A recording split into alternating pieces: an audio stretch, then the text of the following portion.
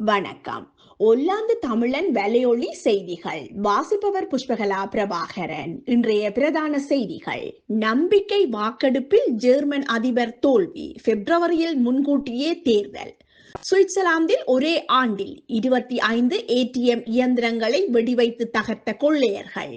இந்திய வம்சாவளியினரை பப்படம் என விமர்சித்த பிரித்தானிய பெண் பிரபலம் இடைநீக்கம். பரவி வரும் புதிய அம்மை நோய், ஜெர்மன் பள்ளி ஒன்று மூடல்.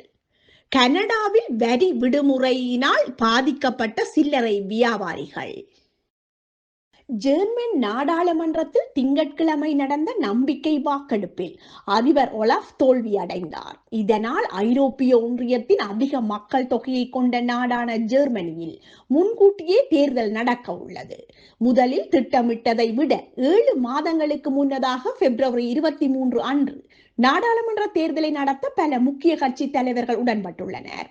நம்பிக்கை வாக்கெடுப்பில் 733 இருக்கைகள் கொண்ட நாடாளுமன்ற கீழ் சபையில் 207 சட்டமன்ற உறுப்பினர்களின் ஆதரவை ஒலாஃப் வென்றார்.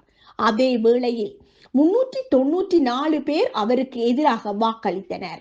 116 பேர் வாக்களிப்பை புறக்கணித்தனர். ஜெர்மனியில் அடுத்த அரசின் செயல்பாடு மற்றும் அரசியல் பரஸ்பர ஒத்துழைப்பு சவாலாக இருக்கும் என்று அரசியல் விமர்சகர்கள் கருத்து தெரிவித்துள்ளனர். சுவிட்சர்லாந்தில் ATM இயந்திரங்களை வெடிவைத்து தகர்த்து கொள்ளையடிக்கும் சம்பவங்கள் வரலாறு காணாத அளவில் அதிகரித்துள்ளது. டிசம்பர் நிலவரப்படி இந்த ஆண்டில் இதுவரை சுவிட்சர்லாந்தில் 25 ATM இயந்திரங்களை வெடிவைத்து தகர்த்து கொள்ளையடித்து சென்றுள்ளார்கள் கொள்ளையர்கள். இந்த எண்ணிக்கையில் மே மாதத்திலும் நவம்பர் மாதத்திலும் கொள்ளையர்கள் ATM இயந்திரங்களை வெடிவைத்து தகர்த்து கொள்ளையடிக்கும் முயற்சியில் தோல்வியடைந்தார்கள். கடந்த ஆண்டிலோ 22 முறை ATM இயந்திரங்கள் தாக்கப்பட்டன. என்றாலும் அவற்றில் பாதி கொள்ளை முயற்சிகள் தோல்வியடைந்ததால் அந்த ATM இயந்திரங்களிலிருந்து பணம் தப்பியுள்ளது. இந்திய வம்சாவளி நாடாளுமன்ற உறுப்பினர் ஒருவரை பப்படம் என விமர்சித்த பிரித்தானிய பெண் நாடாளுமன்ற உறுப்பினர் ஒருவர் இடைநீக்கம் செய்யப்படலாம் என எதிர்பார்க்கப்படுகின்றது.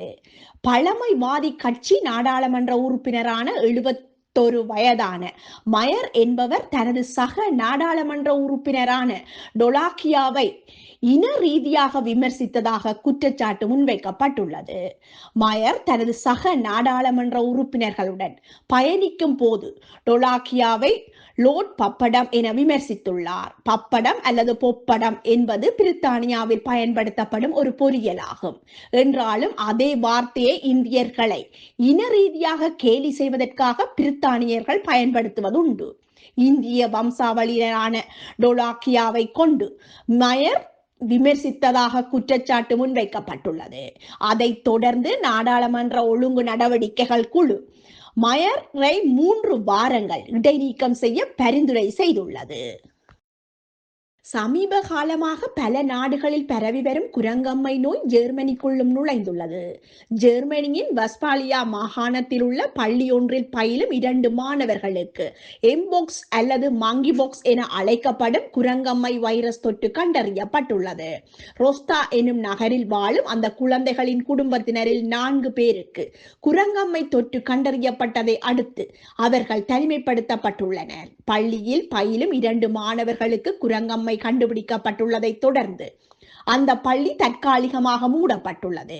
பிள்ளைகளுக்கு இணைய வாயிலாக வகுப்புகள் நடத்தப்பட இருப்பதாக அதிகாரிகள் தெரிவித்துள்ளார்கள்.